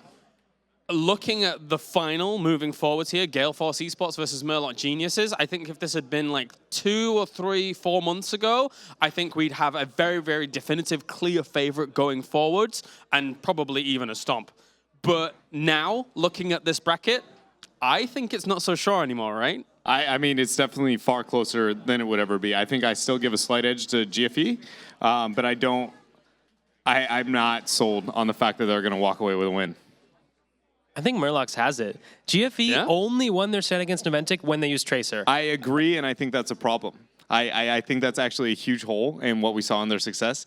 My only counter argument to that would be is that I think that creative, less face rolly playstyle is kind of Galeforce's go-to as well. That is where they had success, and I think they can play that version better. I think they've been put under more experience, seeing the international stage, which I think they've grown from a bit, and I think they'll be able to dig into like what they've learned from those experiences to pull ahead, and that's the only upper hand I give them. All right, well, thank you very much, boys. We'll check in with you in just a little bit's time. Of course, both of these teams have qualified themselves for PAX West, the second regional that will be coming up here in North America in the fall season. But don't forget, the winner of this will be moving on to BlizzCon to join Team Dignitas that has already qualified there. Before we go to a break and before these players get set up, let's hear once again from all the players here at the tournament as to what it means to play at BlizzCon for them. Qualifying for BlizzCon and winning this event would mean a lot to me. Since day one, man, our whole team's just been talking about BlizzCon. That's what we want. Winning BlizzCon, that's the goal. That's what I want, and this is a stepping stone to get there. If we win this, it means that we've made it to BlizzCon. We have months to prep for it. Getting #1 seed for going into BlizzCon makes you top 8 already, so that's a huge thing. And not just that, you don't have any stress coming into PAX. If we were to win and qualify for BlizzCon, it would be a huge deal for us, especially as a team being newly formed within 2 to 3 weeks. Going to BlizzCon would just be a dream come true. It's something I've always wanted to do, not only just as a player, but just the venue is amazing. So going there and especially competing in there would literally just be a dream come true for me. Only the first place is going to qualify for BlizzCon, and yeah, nothing else other than first will leave us fulfilled. Everyone on the team wants to be the best in the world. We want a shot to prove that we can try and challenge the Koreans, the Chinese. That's why I play the game. I want to be the best. It's extremely important to me.